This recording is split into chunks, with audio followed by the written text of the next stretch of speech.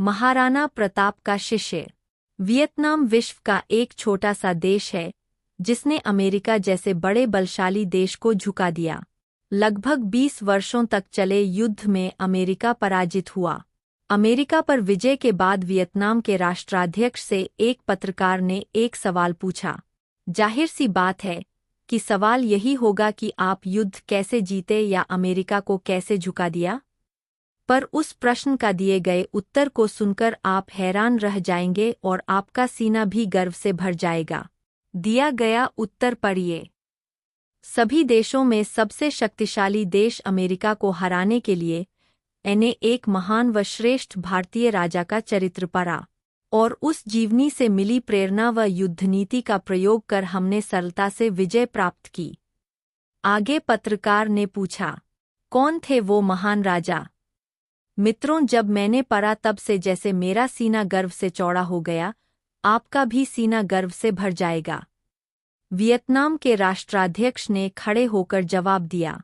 वो थे भारत के राजस्थान में मेवाड़ के महाराजा महाराणा प्रताप सिंह। महाराणा प्रताप का नाम लेते समय उनकी आंखों में एक वीरता भरी चमक थी।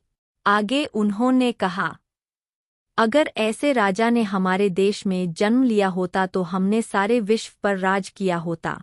कुछ वर्षों के बाद उस राष्ट्राध्यक्ष की मृत्यु हुई तो जानिए उसने अपनी समाधि पर क्या लिखवाया।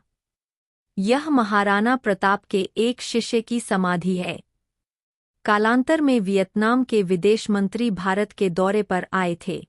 पूर्व नियोजित कार्यक्रम के अनुसार उन्हें पहले लाल किला व बाद में गांधी जी की समाधि दिखलाई गई।